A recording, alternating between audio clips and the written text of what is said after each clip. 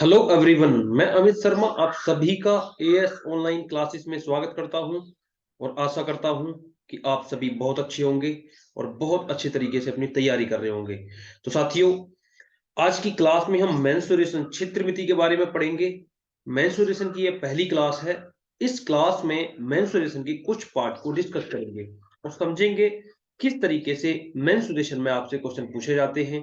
अगर आप SSC GD की तैयारी कर रहे हैं तो एग्जाम पॉइंट ऑफ व्यू से मेंसुरेशन बहुत ही महत्वपूर्ण टॉपिक हो जाता है। तो करते हैं क्लास को शुरू और देखते हैं हर एक टॉपिक को किस तरीके से, बहुत ही शानदार तरीके से कैसे सॉल्व करना है।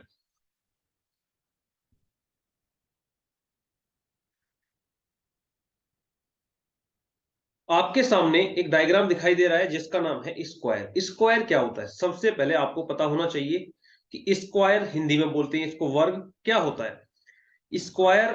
जिसकी चारों साइड बराबर होती है उसको हम क्या बोलते हैं? स्क्वायर बोलते हैं। हिंदी में इसको क्या कहते हैं? वर्ग। आपको मैं डायग्राम भी आपको दिखाया है, स्क्रीन पे दिखाई दे रहा होगा।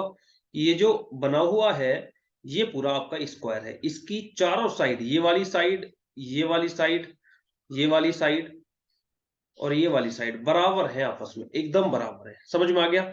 इस पॉइंट को हम क्या नाम देते हैं? इसको ए बोल देते हैं, इसको हम क्या बोल देते हैं? बी, इसको हम बोल देते हैं सी और इसको क्या बोल देते हैं हम? डी। समझ में आ गया? अब बात ये आती है कि स्क्वायर में आपसे क्या क्या पूछा जाएगा, कौन कौन से ऐसे क्वेश्चन हैं जो आपसे पूछे जा सकते हैं। तो नंबर एक, आप पूरा एकदम प्रॉपर तरीके से समझिएगा। नंबर एक पे आपको पता होना चाहिए कि इसका एरिया क्या होता है। एरिया क्या होता है, एरिया कैसे निकालें, एरिया इसका कैसे निकालें। ठीक है, एरिया इसको हम हिंदी में क्या बोल देते हैं? क्षेत्रफल। हिंदी में बोल देते हैं इसको क्षेत्रफल। समझ में आ गया? क्षेत्रफल इसका हम कैसे निकालें? तो इसका क्षेत्रफल निकाला जाएगा, जो आपने बुक वगैरह में पढ़ा है वहां पे दिया जाता है साइड का स्क्वायर। साइड मतलब भुजा का वर्ग, साइड का स्क्वायर। इसको हिंदी में क्या बोल देते हैं हम? भुजा का वर्ग। ठीक है, साइड का स्क्वायर। या आप इसको ये भी कह सकते हैं लंबाई गुणा चौड़ाई, L into B, length into breadth. आप ये भी बोल सकते हैं, क्यों कि उसकी चारों साइड बराबर है, जितनी लंबाई है उतनी चौड़ाई है। ये भी बोल सकते हैं ना, एल बराबर किसके है? बी के। ये दोनों चीजें एक दूसरे के बराबर होती हैं। चाहे आप साइड का स्क्वायर कर दें, भुजा का वर्ग कर दें, चाहे आप एल इंटू बी कर दें, दोनों ही बातें क्या रहेंगी आपकी? एकदम सही रहेंगी। समझ में आ गया? नंबर दो, इस पे दूसरा पॉइंट आपका क्या बन सकता है? दूसरा पॉइंट क्या बन सकता है उसको और देख लेते हैं। आपसे इस पे दूसरा पॉइंट पूछा जाएगा कि इसका परिमाप क्या है? पेरीमीटर। पेरीमीटर, पेरीमीटर क्या है? हिंदी में बोलते हैं इसको परिमाप। परिमाप कैसे निकालें इसका आपको पता होना चाहिए। अगर क्वेश्चन आपसे पूछ ले कि इसका परिमाप कैसे निकालोगे आप, तो क्या बताएंगे कि भैया इसकी जितनी भी साइड है सभी को जोड़ दीजिएगा। फॉर्मूले को रटना नहीं है, आपको कॉन्सेप्ट समझना है। पहली साइड ए बी हो गई, दूसरी साइड क्या हो गई? बी सी हो गई, तीसरी साइड क्या हो गई? सी डी, और चौथी साइड क्या हो गई? डी ए या ए डी। मतलब हमने जहां से चलना शुरू किया हम वहीं पहुंच गए। हमने ए से चलना शुरू किया था और वापस ए पे आ गए। इसको बोलते हैं हम पेरीमीटर। इसको आप चाहें तो आप बोल सकते हैं 4 इंटू साइड, या आप दूसरे शब्दों में कहें तो sum of all side. Sum of all side करेंगे तो पेरीमीटर में आपको कहीं पे किसी भी डायग्राम में, किसी भी डायग्राम में आपको दिक्कत नहीं आएगी। चाहे वो स्क्वायर हो, चाहे रेक्टेंगल हो, चाहे ट्रायंगल हो, चाहे ट्राइपेंजियम हो, काइट हो, कुछ भी हो, कोई दिक्कत नहीं आएगी। तो हम इस पे क्या लिखेंगे? Sum of all side. Sum of all side, all side. समझ में आ गया? Sum of all side. या अगर आप चाहें, आपको इस चीज को समझने में दिक्कत आ रही है कि भैया सम ऑफ ऑल साइड तो हम पहली बार पढ़ रहे हैं, तो आप 4 इंटू साइड भी लिख सकते हैं। 4 इंटू साइड। समझ में आ गया? 4 इंटू साइड भी आपका एकदम सही जवाब होगा। 4 मल्टीप्लाई साइड, ये भी आपका परिमाप निकालने का फॉर्मूला है। नंबर 3, आपसे क्या पूछा जाएगा इसमें? हम स्क्वायर की बात कर रहे हैं, आपको पता होना चाहिए कि इसमें और कौन कौन से पॉइंट हैं जो आपसे पूछे जा सकते हैं। इसमें आपसे डायगोनल की बात करेगा, विकर्ण की। विकर्ण क्या होता है? आपको डायग्राम दिखाई दे रहा है ना, ए बी सी डी, इसमें जो लाइन ए और सी है, ये वाली लाइन मैं आपको ड्रॉ करके दिखा रहा हूं, ये वाली थोड़ा टेढ़ा हो गई है, मैं इसको फिर से सीधा कर देता हूं, मैं इसको सीधा करके खींचता हूं, ये लाइन, ये जो लाइन है एसी, ये क्या है, इसका डायगोनल है। क्या है ये? डायगोनल, डायगोनल है ये, समझ में आ गया। अब आप कहेंगे कि भैया ये बीडी क्या है, ये बीडी भी डायगोनल ही है। बीडी क्या है? डायगोनल। आपको अगर डायगोनल निकालना है तो आपके पास में दो तरीके बचते हैं। नंबर एक, पहले तो आप फॉर्मूला याद कर लो, डायगोनल कैसे निकालेंगे, विकर्ण कैसे निकालेंगे, इसका विकर्ण, हिंदी में विकर्ण बोलते हैं, विकर्ण कैसे निकाला जाएगा, आप ध्यान रखना, इसको इंग्लिश में बोला जाता है डायगोनल। डायगोनल, तो आप कैसे निकालोगे diagonal? Under root two into side, under root two into side, ये सिर्फ और सिर्फ स्क्वायर के लिए एप्लीकेबल है। आप कहीं के रेक्टेंगल पे काम करेगा? नहीं करेगा, रेक्टेंगल पे ये गलत आंसर देगा, क्योंकि रेक्टेंगल में लंबाई और चौड़ाई क्या हो जाती है, अलग अलग हो जाती है। समझ में आ गया। नंबर दूसरी बात आपको एक याद रखनी है, जैसे लंबाई गुणा चौड़ाई बराबर होती है, वैसे ही इसके डायगोनल भी बराबर होते हैं। एसी बराबर होगा किसके? बीडी के।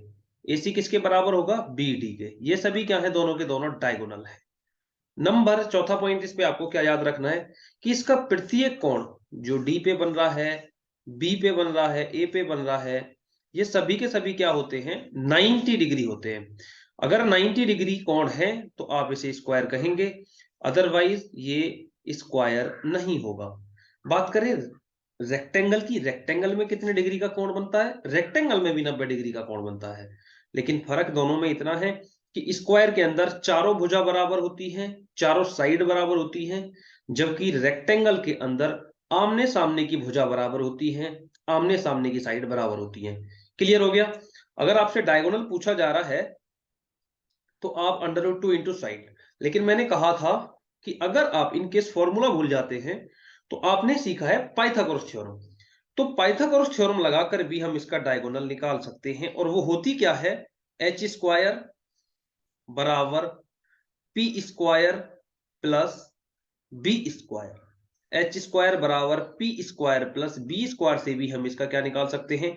डायगोनल। ये पॉइंट भी आप नोट कर लीजिएगा, वेरी वेरी इंपॉर्टेंट है, बहुत सारी जगह पे काम करेगा। जैसे आप बात करेंगे रेक्टेंगल की, तो रेक्टेंगल में डायगोनल निकालने के लिए आपको यही फॉर्मूला अप्लाई करना पड़ेगा बाय पाइथागोरस थ्योरम। ठीक है, बढ़ते हैं अगले क्वेश्चन की तरफ, देखते हैं। स्क्वायर की यही सारी चीजें हैं, यही सारी प्रॉपर्टी है, इससे अलग आपसे कुछ भी नहीं पूछा जाएगा। आपसे पूछेगा एरिया क्या होता है, area of square, perimeter of square, परिमाप क्या होता है वर्ग का, और विकर्ण क्या होता है। आपसे इन 3 पॉइंट से अलग इसमें कोई भी पॉइंट नहीं पूछेगा। ठीक है, अब बढ़ते हैं अगले पार्ट की तरफ। मुझे उम्मीद है कि ये पार्ट आपको बहुत अच्छे से समझ में आया होगा। कोई भी डाउट है आप कमेंट करिएगा, कोई भी आपका डाउट है आप कमेंट करिएगा। ठीक है, डाउट लेके आगे नहीं बढ़ना है, आपका डाउट तुरंत क्लियर करवाया जाएगा। अब देखिएगा नेक्स्ट पार्ट क्या है इसका। नेक्स्ट पार्ट है रेक्टेंगल, आयत। आयत क्या होता है?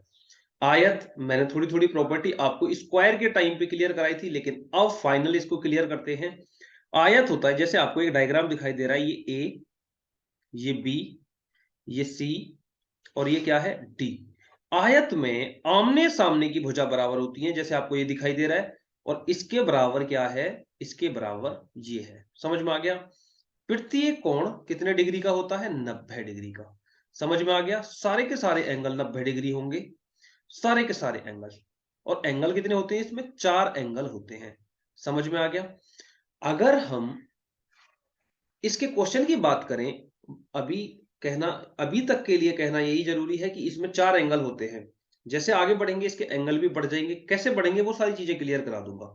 अभी जितना डायग्राम आपको दिखाई दे रहा है ए बी सी डी, अगर बात करें ए बी और सी डी में, तो सिर्फ और सिर्फ 4 एंगल होते हैं। अब आगे कितने एंगल बढ़ जाएंगे, कैसे बढ़ेंगे, क्यों बढ़ रहे हैं, वो सारी चीजें क्लियर कराऊंगा। अब आप ये ध्यान दीजिएगा कि अगर हम रेक्टेंगल पढ़ रहे हैं तो हमसे एग्जाम में क्या क्या पूछा जा सकता है, हमें क्या क्या पता होना चाहिए आयत के बारे में। तो नंबर एक, हमें पता होना चाहिए इसका क्षेत्रफल कैसे निकाला जाएगा, एरिया कैसे निकाला जाएगा। एरिया मतलब क्षेत्रफल कैसे निकालेंगे इसका, हम क्षेत्रफल बोलते हैं इसको हिंदी में, क्षेत्रफल कैसे निकाला जाएगा।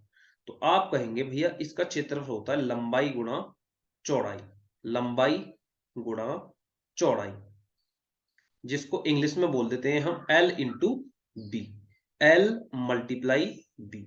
ये क्या होता है, इसका क्षेत्रफल निकालने का फॉर्मूला होता है। समझ में आ गया, L इंटू बी। नंबर दूसरी चीज, इसमें L कौन सी होती है, आप इसमें ऐसा जरूरी नहीं है कि L आप यही मानेंगे या वही मानेंगे, वैसे L बोलते हैं इस वाली साइड को। ये पूरी साइड क्या है अपनी L, और ये वो पूरी साइड कितना है B। समझ में आ गया, ये यहां से लेके यहां तक कितनी है L, और ये यहां से लेके यहां तक कितना है B। समझ में आ गया। अब बढ़ते हैं इसके पेरीमीटर की तरफ, इसका पेरीमीटर क्या होता है। दूसरा पॉइंट है कि इसका पेरीमीटर कैसे निकालें, परिमाप कैसे निकालें।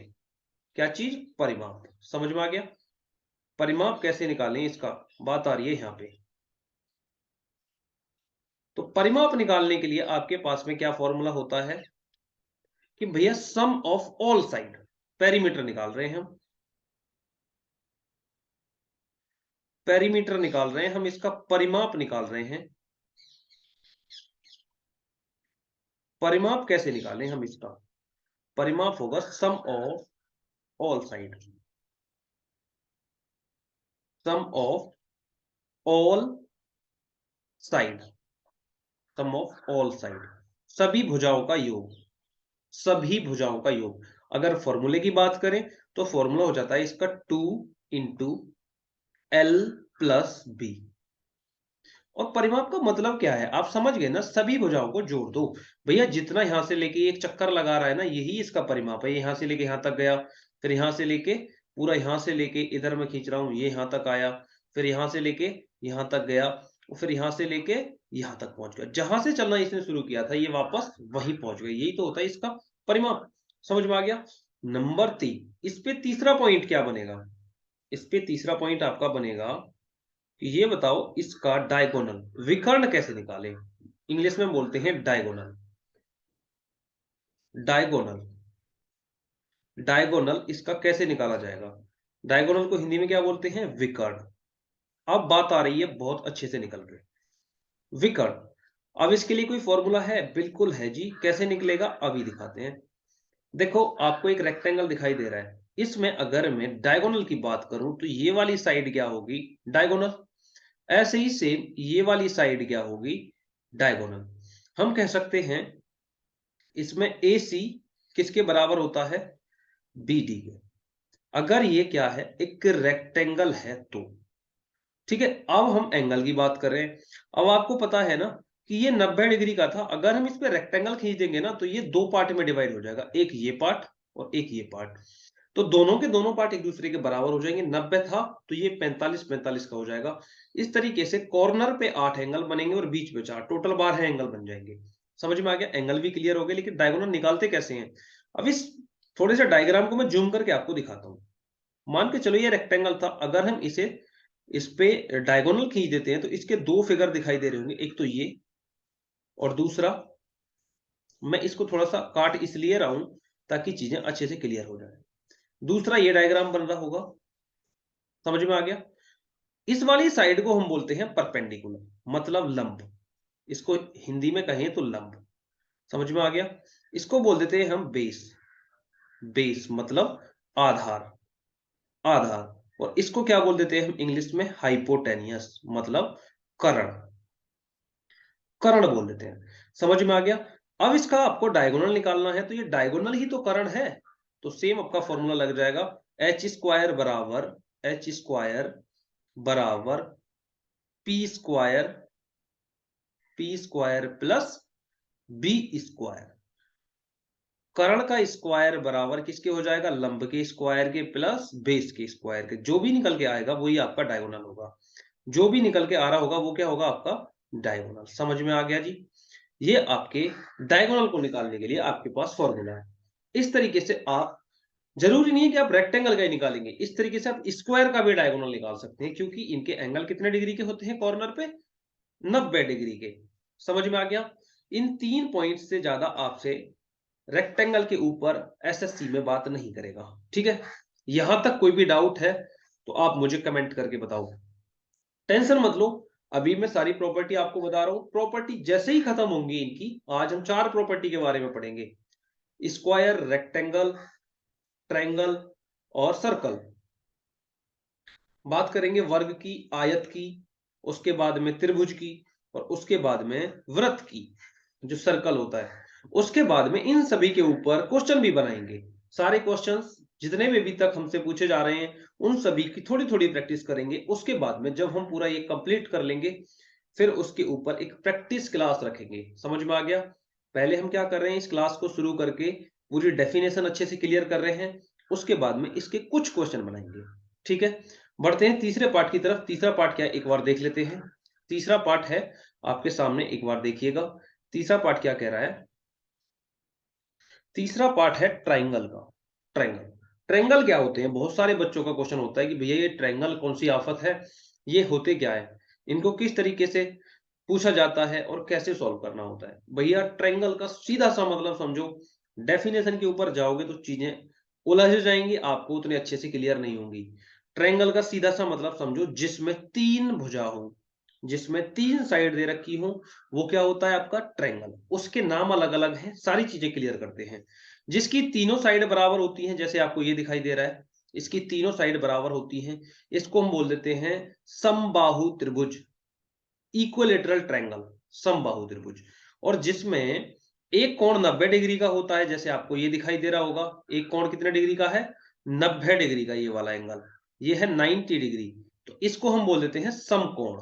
समकोण, समझ में आ गया जी? समकोण, समकोण त्रिभुज, इसको समबाहु, समबाहु, मैं इसको थोड़ा सा अच्छे से करता हूं, समबाहु त्रिभुज, समबाहु,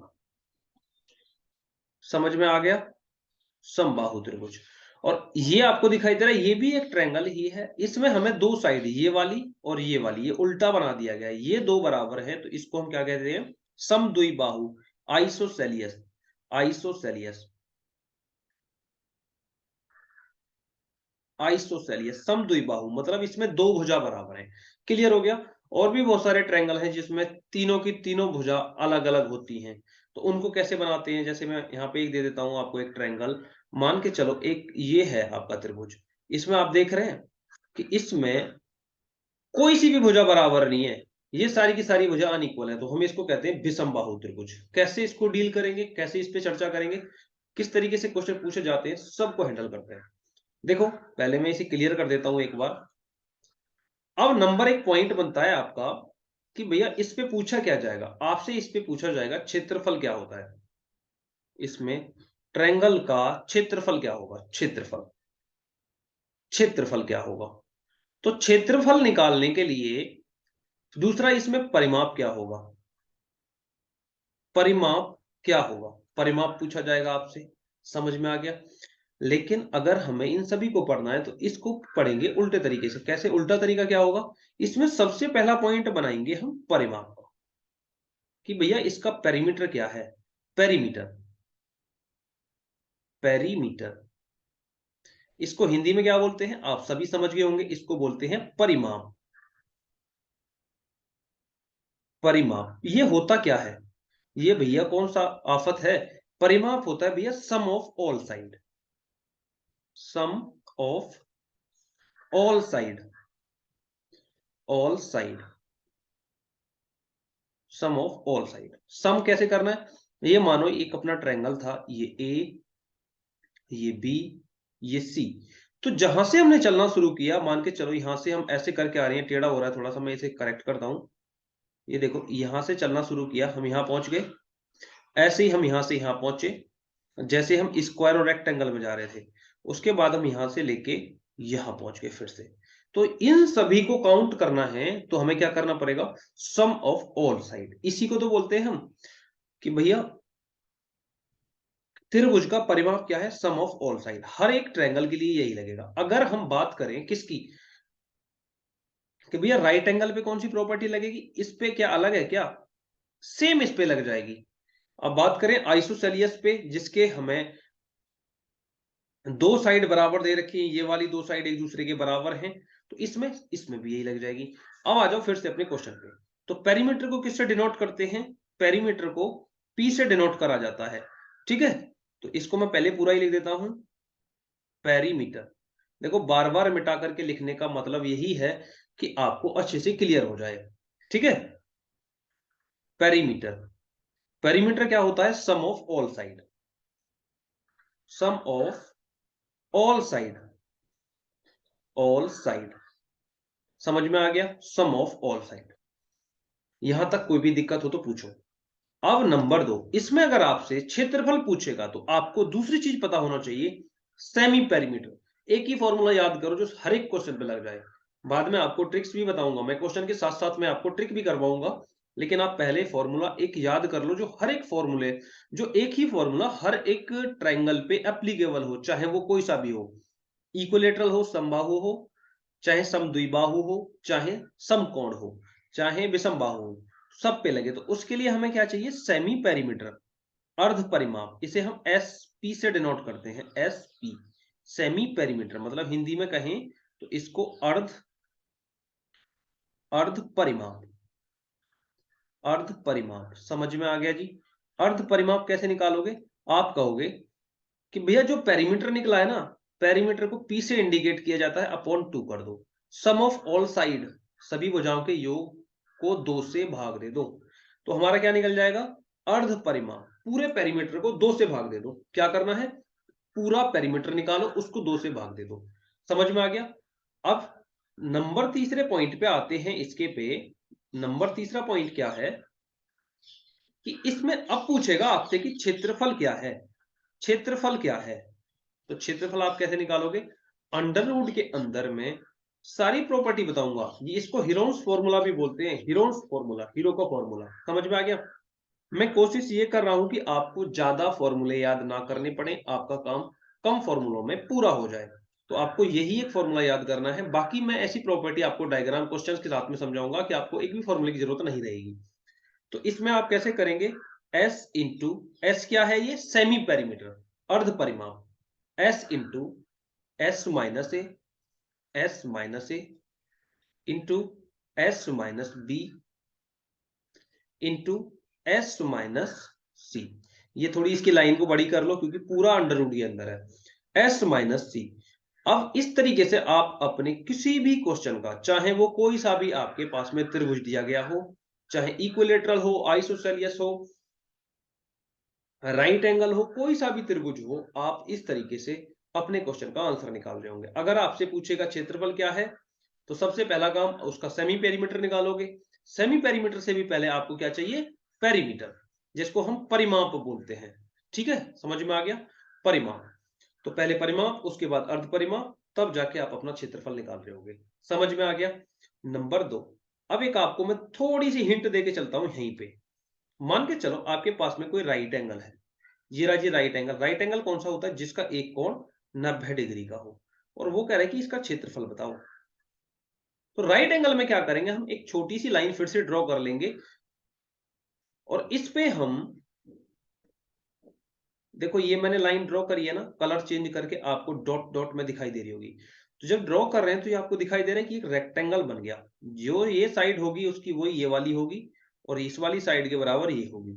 जो भी इसका फॉर्मूला है आपने याद किया है अभी, L इंटू बी बटे 2 कर दोगे तो आपके इस समकोण त्रिभुज का क्षेत्रफल निकल जाएगा। क्या निकल जाएगा? समकोण त्रिभुज का क्षेत्रफल निकल जाएगा। इस तरीके से समझ में आ गया? समकोण त्रिभुज का क्षेत्रफल निकल जाएगा। L इंटू बी करो, बटे 2 कर दो। 2 क्यों कराए? क्योंकि हमें सिर्फ और सिर्फ इतने पार्ट की जरूरत थी, जिसको मैं थोड़ा सा सेड कर रहा हूं। समझ में आ गया? इसकी हमें जरूरत नहीं थी, ये तो हमने सिर्फ इसका एरिया निकालने के लिए ड्रॉ करा था। समझ में आ गया? क्लियर हो गया? अगर कोई भी डाउट है तो आप मुझे कमेंट करो, मैं आपके डाउट का बहुत जल्दी रिप्लाई करूंगा। समझ में आ गया? बढ़ते हैं आगे। इसका चौथा पॉइंट क्या है? अभी तक हमने किस किस के बारे में पढ़ा? स्क्वायर के बारे में पढ़ा, मतलब वर्ग के बारे में। नंबर 2 रेक्टेंगल, आयत के बारे में पढ़ा। नंबर 3 ट्राइंगल, त्रिभुज के बारे में पढ़ा। इसके जितने भी पॉइंट्स अभी तक के एग्जामों में पूछे गए हैं, सारे के सारे पॉइंट्स मैंने क्लियर कराए हैं। प्रैक्टिस बाकी है, क्वेश्चंस किस तरीके से आएंगे, किस तरीके से आपको इनकी प्रॉपर्टी यूज करना है, वो सारी चीजें मैं क्वेश्चन के साथ में करवाऊंगा। ठीक है? कुछ क्वेश्चंस आज की क्लास में भी हम करेंगे, तो आपको पता चल जाएगा कि हाँ, ये सारी प्रॉपर्टी कितने काम आती है और कितने काम नहीं आती। बढ़ते हैं नेक्स्ट पार्ट की तरफ, देखते हैं अगला पार्ट क्या है। अगला पार्ट क्या है एक बार देख लेते हैं। अगला पार्ट है सर्कल। आपकी स्क्रीन पे है, आपको दिखाई दे रहा होगा। सर्कल होता क्या है, इसको हिंदी में बोलते हैं व्रत। व्रत के अंदर आपसे क्या क्या पूछा जाएगा। देखो, आपको यहाँ पे एक डायग्राम बना हुआ दिखाई दे रहा है। ये व्रत में, सर्कल में एक सेंटर पॉइंट होता है। सेंटर पॉइंट देखो, मैं यहाँ पे खींच रहा हूं, बिल्कुल बीचों बीच में होता है सेंटर पॉइंट। और सेंटर पॉइंट से सर्कल की बाउंड्री को टच करने वाली कोई भी लाइन, बाउंड्री को टच करने वाली कोई भी लाइन, ध्यान से सुनना, उसको हम त्रिज्या बोलते हैं, जिसे आर से डिनोट करते हैं। समझ में आ गया। आप कहेंगे क्या सर्कल में एक ही त्रिज्या होती है? नहीं, सर्कल के अंदर बहुत सारी त्रिज्या होती हैं। अभी आपको समझाया मैंने कि सेंटर पॉइंट से कोई भी लाइन जब सर्कल को टच करेगी, उसकी बाउंड्री को टच करेगी, वो सभी की सभी क्या होंगी? ये सभी की सभी त्रिज्या हो जाएंगी। समझ में आ गया जी? ये चीज क्लियर हो गई। ये चीज क्लियर होगी कि सेंटर पॉइंट से खींचे जाने वाली कोई भी लाइन जो बाउंड्री को टच कर रही है सेंटर पॉइंट से, वो क्या होगी? वृत्त की त्रिज्या होगी, जैसे हम आर से रिप्रेजेंट करते हैं। नंबर 2, इसको क्लियर करके फिर दूसरा पॉइंट इसका समझते हैं, फिर देखेंगे। देखो, ये इसका सेंटर पॉइंट है। अब दूसरा पॉइंट क्या बनता है कि इसका व्यास क्या होता है? भैया, व्यास होता है कोई ऐसी लाइन जो सर्कल की बाउंड्री से शुरू होके सेंटर को टच करते हुए दूसरी साइड सर्कल की बाउंड्री को टच करे। आपको दिखाई दे रहा होगा, जैसे मानो ये एक लाइन मैंने ए बी खींच दी, तो सर्कल की इस वाली लाइन से होते हुए सेंटर पॉइंट ओ को टच करके बी पे पहुंच रही है, तो हम इसको क्या बोलते हैं? डी। इसको बोलते हैं व्यास। व्यास। समझ में आ गया जी? ये क्या है अपना? ये है व्यास, इसको डी से डिनोट करा जाता है। समझ में आ गया जी? और दूसरा पॉइंट, अब ये बताओ ये क्या है? मान के चलो मैं इसको सीधा खींचता हूं, थोड़ा ये टेढ़ा हो रहा है, पता नहीं क्यों हो रहा है। मान के चलो ये लाइन है, ये क्या है जी? सेंटर पॉइंट से बाउंड्री को टच करी, तो ये त्रिज्या है। अब इसको व्यास नहीं बोलोगे आप। अब इसमें पॉइंट बनता है कि व्यास क्या होता है भैया? व्यास होता है आर प्लस आर। त्रिज्या को दो बार जोड़ दें तो व्यास मिल जाएगा, क्योंकि सेंटर पॉइंट से कोई भी लाइन खींची जाती है तो वो त्रिज्या होती है। एक लाइन इधर खींची, एक लाइन इधर खींची, तो दो लाइन मिलके एक क्या बना रही है? डायमीटर बना रही है। नंबर 2, आर बराबर कैसे निकाल सकते हैं? अगर आपको डायमीटर दिया जाए, आपको व्यास दिया जाए, तो त्रिज्या कैसे निकालेंगे आप निकाल सकते हैं डी अपॉन टू करके, डी बटे टू। समझ में आ गया? अगर व्यास दिया जाए तो आप त्रिज्या कैसे निकालेंगे? और हम इस चीज को ये भी बोल सकते हैं टू आर। डी बराबर आर प्लस आर आपने लिखा, और आर को जोड़ोगे तो कितना हो जाएगा? Two R. समझ में आ गया? और अगर आपको व्यास दिया जाए और त्रिज्या निकालना है, तो आप क्या करेंगे? आर बराबर डी अपॉन टू, व्यास को 2 से भाग दे देंगे। अब आते हैं इस पे। आपसे इस पे कौन कौन सा पॉइंट पूछा जाएगा? नंबर 1, हम अभी 2D की बात कर रहे हैं। 2D में क्षेत्रफल निकाला जाएगा और 3D में वॉल्यूम। तो इसका क्षेत्रफल क्या होगा, इसका एरिया क्या होगा? आपसे सबसे पहला पॉइंट ये है, एरिया क्या होगा इसका? आप कहोगे इसका एरिया होगा pi R square. Pi R square. समझ में आ गया जी? इसका एरिया कैसे निकालोगे? पाई आर स्क्वायर करके। अगर आप सर्कल का जो भी प्रॉपर्टी है, जितने भी क्वेश्चंस इससे बनते हैं, उन सभी को ध्यान से समझ लोगे ना, तो आपको सिलेंडर, कॉन, फ्रस्टम, किसी में कोई दिक्कत नहीं रहेगी। स्फेयर के अंदर भी आपको कोई दिक्कत नहीं आएगी।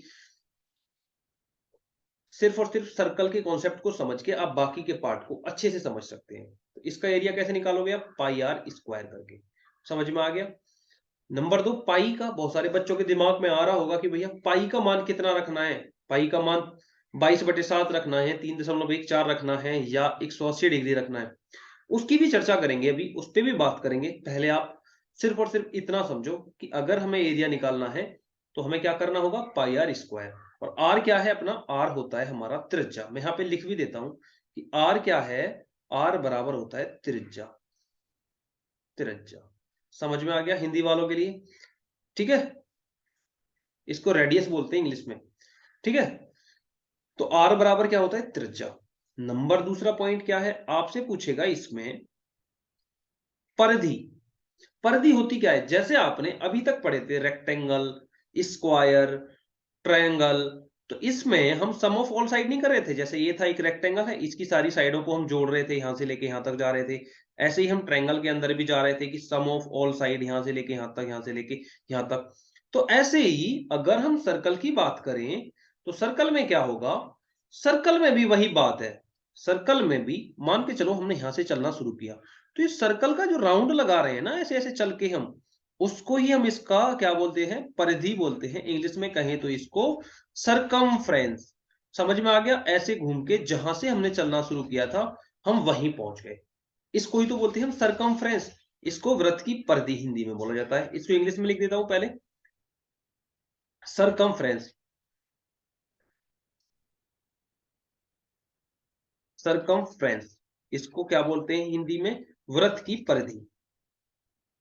वृत्त की परिधि, वृत्त की परिधि। समझ में आ गया।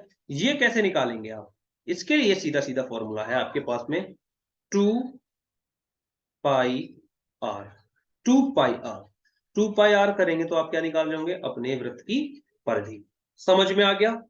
एसएससी जीडी के लिए ये चैप्टर इतना इंपॉर्टेंट है कि मान के चलिए अगर आप ये चैप्टर पूरा कंप्लीट कर लेते हैं ना, तो आपके 2 से 3 क्वेश्चन इस चैप्टर से पूछे जाएंगे, सारे के सारे हो जाएंगे, और बहुत आसान क्वेश्चन पूछे जाते हैं।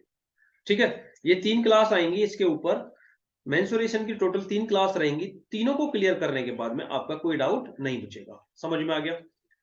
तो इन क्लासों को जरूर देखना है, एक भी क्लास को मिस नहीं करना है, और जिस भी क्लास को देखोगे शुरू से लेके एंड तक देखोगे।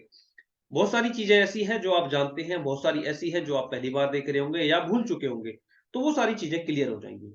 ठीक है, तो अगर हमसे पूछे कि वृत्त की परिधि कैसे क्या होगी, तो आप कहेंगे 2 पाई आर।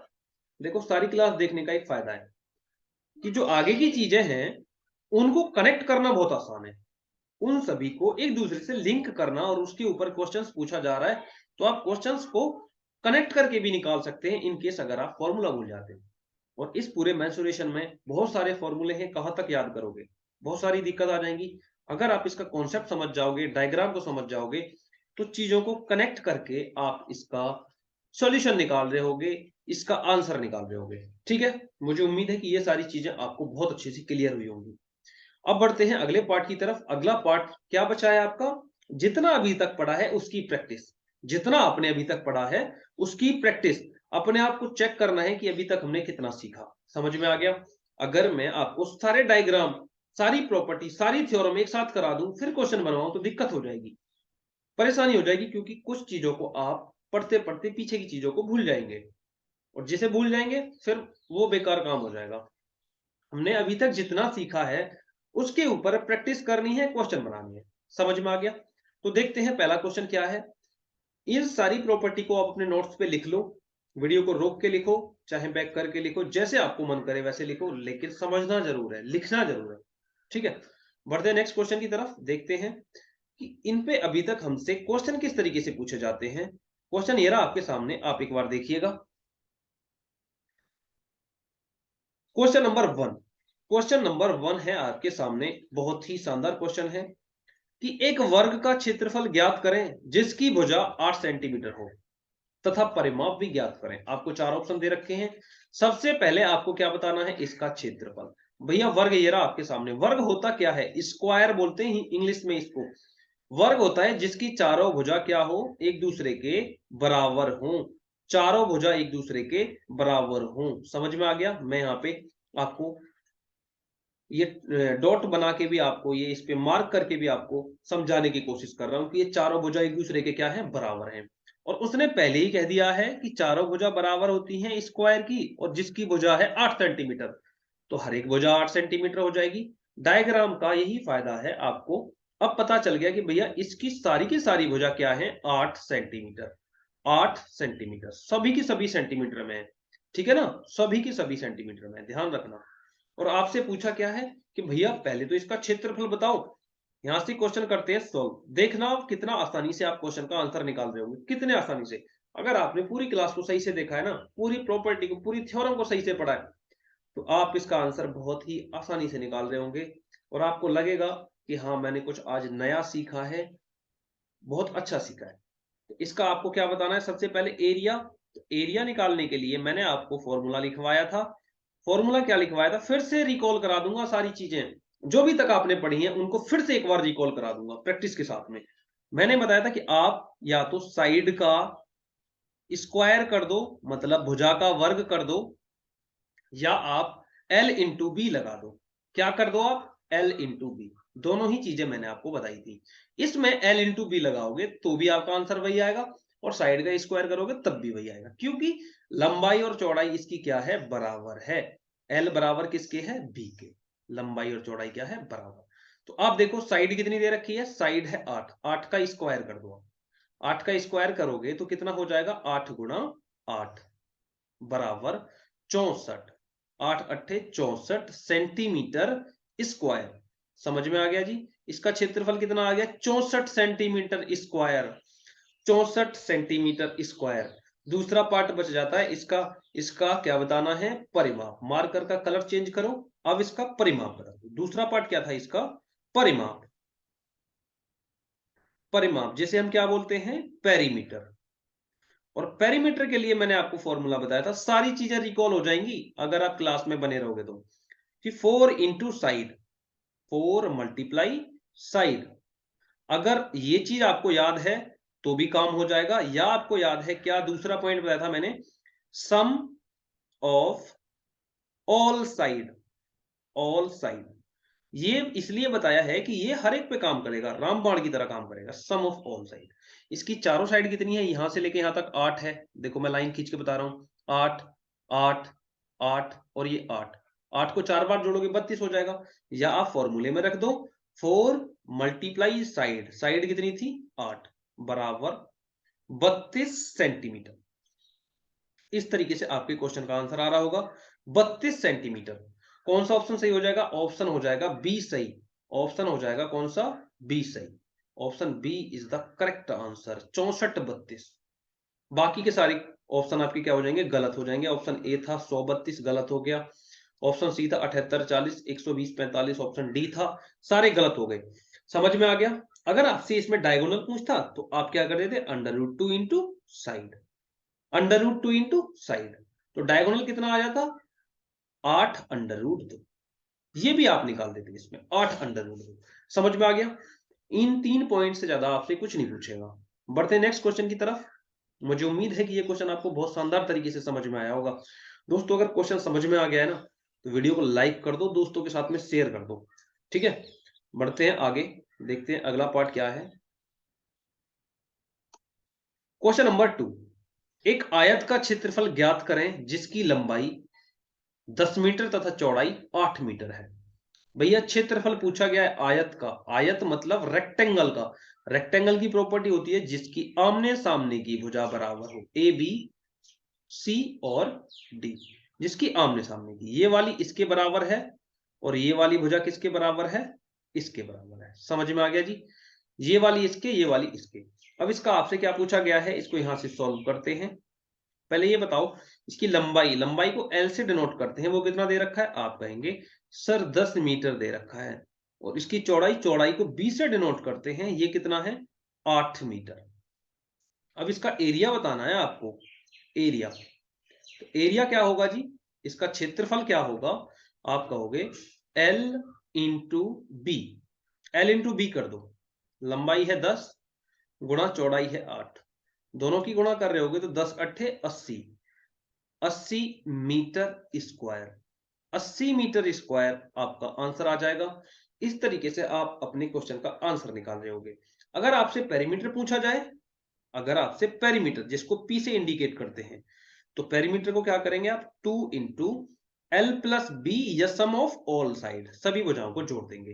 देखो लंबाई ये होती है ना, ये हो गई थी आपकी 10, और चौड़ाई ये होती है, ये हो गई 8। आमने सामने की बराबर होती है, ये 8 तो ये भी 8, और ये 10 तो ये भी 10। सभी को जोड़ दो या आप इस फॉर्मूले में रख दो। तो 2 गुणा एल प्लस बी कर रहे हो आप, तो 10 प्लस 8 18 हो गया ये। तो 2 गुणा 18 हो जाएगा ना। तो 2 गुणा 18 का मतलब होता है 36। 36 मीटर आपके क्वेश्चन का क्या आएगा? पेरीमीटर। आप इसका क्षेत्रफल निकाल रहे होगे तो 80 मीटर स्क्वायर आ रहा होगा। अगर आप पेरीमीटर निकाल रहे होगे तो 36 मीटर आ रहा होगा। इसको मीटर से इंडिकेट करेंगे। समझ में आ गया जी? मुझे उम्मीद है कि क्वेश्चन बहुत अच्छे तरीके से समझ में आया होगा। कोई भी पॉइंट ऐसा है जो आपको क्लियर नहीं हुआ है, कमेंट करो तुरंत, ठीक है ना? उसके बाद आगे बढ़ो। देखते हैं नेक्स्ट क्वेश्चन क्या है। नेक्स्ट क्वेश्चन ये रहा आपके सामने। नेक्स्ट क्वेश्चन है सर्कल के ऊपर, वृत्त के ऊपर। एक वृत्त का क्षेत्रफल ज्ञात करें जिसकी त्रिज्या कितनी है? 7 सेंटीमीटर। त्रिज्या बता दी है उसने। तो भैया इसकी त्रिज्या है 7 सेंटीमीटर। त्रिज्या होती क्या है? आपको सर्कल दिखाई दे रहा है ना, सेंटर पॉइंट से सर्कल की बाउंड्री को टच करने वाली लाइन को हम बोलते हैं त्रिज्या, जिसे आर से डिनोट करते हैं। और वो कितना दे रखा है? 7 सेंटीमीटर। समझ में आ गया जी? अब इसको यहां से कर रहे हैं सॉल्व। हमें बताना है सर्कल का क्षेत्रफल, मतलब एरिया ऑफ सर्कल। एरिया कितना हो जाएगा जी?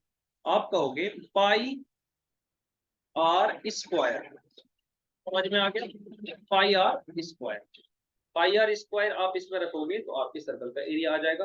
अब देखो इसमें आपको क्या क्या चीज गिवन है। भैया आर का मान 7 सेंटीमीटर दे रखा है, 7 सेंटीमीटर। और पाई की जगह पे आप क्या रखेंगे? 22/7। क्वेश्चन जब आएगा आपका एग्जाम में तो आपको पाई का मान क्या यूज करना है, 22/7 या 3.14, वो क्वेश्चन में बताया गया होगा। समझ में आ गया? अगर नहीं बताया गया है तो आप 22/7 या 3.14 या 180 क्वेश्चन के हिसाब से अप्लाई करेंगे। 22/7 का मतलब 3.14 होता है। अगर हम उसको डिग्री के अंदर लेके जाएं, ठीक है, तो उसका मान होता है 180 डिग्री। अब इसमें अप्लाई कर दो। पाई की जगह पे 22/7 रख दो। 22/7 गुणा आर की जगह पे 7 का स्क्वायर। समझ में आ गया जी? अब इसको आगे सिंप्लीफाई करेंगे तो ये हो जाएगा 22/7 गुणा 7 गुणा 7। अब इस 7 से एक साथ कट जाएगा, कितना बचेगा? आप देख रहे हैं ना यहाँ पे 22 × 7। अब इसको मल्टीप्लाई कराने का काम रह गया है बस। तो 7 दूनी 14 का 4 हासिल लगा 1, 7 दूनी 14 और 1 15। 154 सेंटीमीटर स्क्वायर। 154 सेंटीमीटर स्क्वायर आपके वृत्त का क्षेत्रफल आ गया, 154 सेंटीमीटर स्क्वायर। इस तरीके से आपके क्वेश्चन का आंसर भी आ गया, बहुत ही शानदार तरीके से। समझ में भी आया होगा? कोई डाउट है कमेंट करो ना। कोई भी डाउट है तो कमेंट करके बताओ।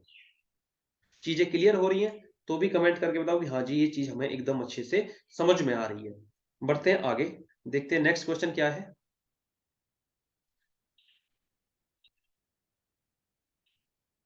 Question number 4। जितना अभी तक आपने पढ़ा है सिर्फ उसी के ऊपर क्वेश्चन लिए गए हैं।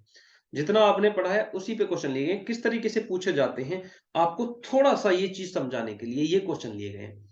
टेंशन मत लो, प्रैक्टिस बहुत शानदार तरीके से होगी, बहुत सारे क्वेश्चन के साथ में होगी और आप सारे क्वेश्चन बना रहे होगे।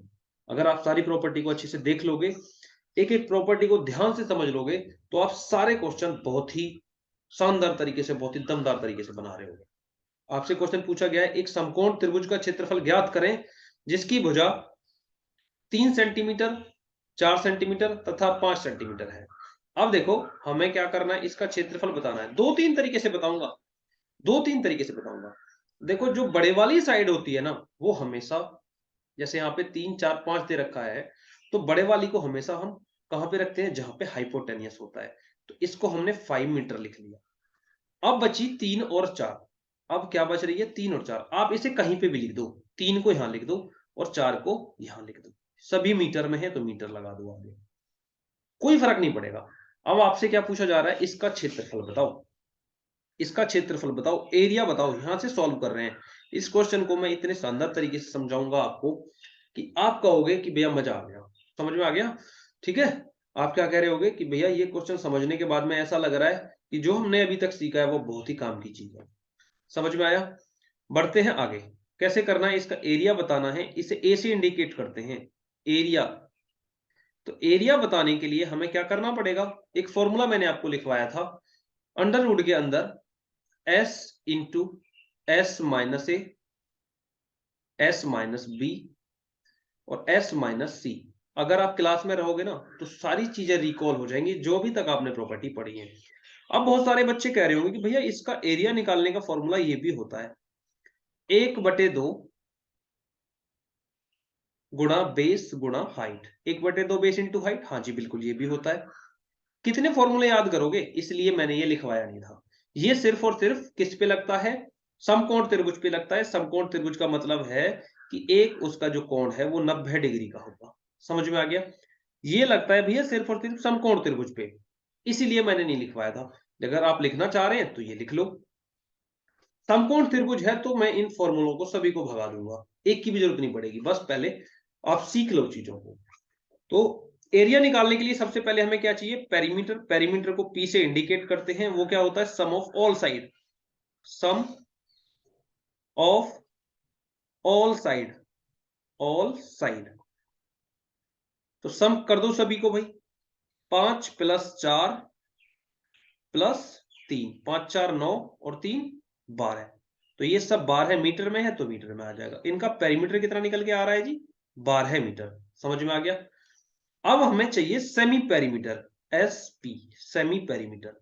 तो ये क्या होगा, आप कहोगे P/2, जैसे मैंने आपको लिखवाया है। तो P कितना है, 12। 12/2 कर रहे होगे तो कितना आ जाएगा, 6। तो सेमी पेरीमीटर आ गया 6। अब आपका काम रह गया एरिया निकालने का। तो एरिया कैसे निकालोगे आप, यहां पे मैं लाइन खींच देता हूं थोड़ा सा। एरिया निकालेंगे आप √, S into S minus A, S minus B और S माइनस C। समझ में आ गया। S कितना है जी, S अभी आपने निकाला है 6 है। S रख दो S की जगह पे, जहां जहां S दिखाई दे रहा है। 6 गुणा 6 माइनस 5 करोगे, 6 माइनस 5, 6 माइनस 4 और 6 माइनस 3। समझ में आ गया। अब फिर से √ लगाएंगे। तो 6 गुणा 6 में से 5 गया, 1 बचेगा। 6 में से 4 गया, 2 बचेगा। और 6 में से 3 गया, 3 बचेगा। समझ में आ गया जी। अब एक चीज देखो आप, देखो इस चीज को थोड़ा सा मैं इधर लिखता हूं जो आपको चीजें ताकि अच्छे से क्लियर हो जाए। थोड़ा सा इधर करके लिखता हूं इस वाली चीज को, कि देखो ये √ है, √ के अंदर ये 6 है गुणा में, और इन दोनों को मिला के देखो 6 कम 6 हो गया, 2 3 6 हो जाएगा। और √ से बाहर जब कोई चीज निकलती है तो जोड़े में निकलती है। √ से बाहर जब कोई चीज निकलती है तो जोड़े में निकलती है। तो 2 6 का कितना बाहर निकलेगा, सिर्फ और सिर्फ 6। आप कह रहे होगे कि 6 मीटर स्क्वायर इसका क्या है जी, क्षेत्रफल है। 6 मीटर स्क्वायर, समझ में आ गया। 6 मीटर स्क्वायर। इस चीज को पहले लिखो, उसके बाद में मैं इन सभी को मिटाऊंगा, फिर आपको एक नया तरीका सिखाऊंगा। पहले आप लिख लो, वीडियो को रोक के लिख लो। सारी चीजों को लिखने के बाद में फिर मैं आपको एक नया मेथड सिखाऊंगा। जब आप उसे सीख जाओगे तो कभी भी राइट एंगल दिखाई देगा, आप एक भी फॉर्मूला नहीं लगाओगे, क्वेश्चन को देखते ही आंसर बता रहे होगे। कैसे करना है, अब मैं इसको मिटा देता हूं। मिटा दिया जी। अब आपको एक काम करना है कि भाई जहां पे बड़ी वाली साइड है उसको यहाँ पे नेमिंग करा देनी है। ये 5 है, ये 4 है, ये 3 है। 3 और 4 को आप कहीं पे भी लिख दो, कोई फर्क नहीं पड़ता। अगला काम है आपका थोड़ा सा कंस्ट्रक्शन करना। कर लो जी construction.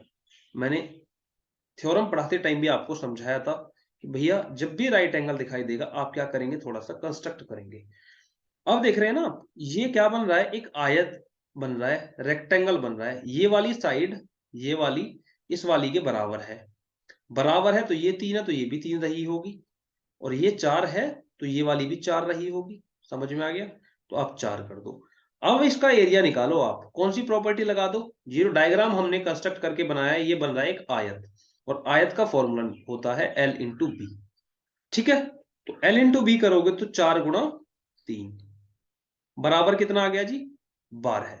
12 metre square, 12 metre square. लेकिन ये आया पूरे का है, कितने का आया है, मैं नाम भी दे देता हूं, ABC और D का। ये पूरे का आया है, हमें इसके आधे का चाहिए, इस रेड वाले पोर्शन का चाहिए। रेड वाले का जो मैं सेट करके दिखा रहा हूं, ये रेड वाले का चाहिए। तो आप क्या करेंगे, area of triangle, area of triangle बराबर जो आपने क्षेत्रफल निकाला है 12/2, क्योंकि आपको आधे का चाहिए। तो आ गया ना 6 मीटर स्क्वायर। 6 मीटर स्क्वायर आ गया ना। आपको आधे का चाहिए था, आप कोई भी फॉर्मूला याद मत करो, सिर्फ और सिर्फ आपका काम रेक्टेंगल और स्क्वायर से हो जाएगा। साइड बराबर आ रही है तो स्क्वायर बन जाएगा, साइड बराबर नहीं है, अलग है, तो क्या बन जाएगा, आयत बन जाएगा, रेक्टेंगल बन जाएगा। हो गया ना आसान। आपका फॉर्मूला लगा के भी 6 ही आ रहा था आंसर, और बिना फॉर्मूला के भी क्या आ रहा है, 6 आ रहा है। समझ में आ गया। मुझे उम्मीद है कि ये क्वेश्चन आपको बहुत शानदार तरीके से समझ में आया होगा। बाकी की प्रैक्टिस नेक्स्ट क्लास में करेंगे। अभी और भी कुछ समझना बाकी है। जो भी डायग्राम अभी बचे हुए हैं, जैसे कौन बचा हुआ है आपका, सिलेंडर बचा हुआ है आपका, स्फेयर बचा हुआ है, फ्रस्टम बचा हुआ है, सभी को एक एक करके समझेंगे, उन पर प्रैक्टिस करेंगे। और सभी को पढ़ने के बाद में एक और क्लास आएगी जिसमें मिक्स क्वेश्चन होंगे, फिर उसको भी कंप्लीट करेंगे। सभी को करने के बाद में, इन सभी क्लास को करने के बाद में आपका कोई भी ऐसा क्वेश्चन नहीं होगा जो आप ना बना पा रहे हो। मुझे उम्मीद है कि ये क्वेश्चन और ये पूरी की पूरी क्लास आपको बहुत अच्छी लगी होगी। ठीक है दोस्तों, अगर आपका कोई डाउट है ना, आप मुझे कमेंट करके बताओ। डाउट को नेक्स्ट क्लास में क्लियर कराया जाएगा। समझ में आ गया। आज की क्लास को यहीं पे रोकते हैं। अगर ये वीडियो क्लास आपको अच्छी लगी है तो आप इसे ज्यादा से ज्यादा संख्या में लाइक करें, ज्यादा से ज्यादा संख्या में। समझ में आ गया। शेयर भी करें अपने दोस्तों के साथ। चैनल पे नए हैं तो चैनल को सब्सक्राइब भी करें। कमेंट करके बताएं ये वीडियो आपको कैसी लगी। समझ में आ गया। कमेंट करके सभी के सभी बताएंगे कि ये पूरा चैप्टर हम कंप्लीट करने जा रहे हैं, मेंसुरेशन को। उस चैप्टर का ये छोटा सा पार्ट आपको कैसा लगा। ये वॉल्यूम 1 है, पार्ट 1 है, इसको क्लास 1 भी बोल सकते हैं।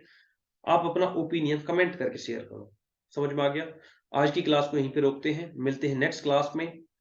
आज के लिए इतना ही। Thank you. जय हिंद, जय भारत।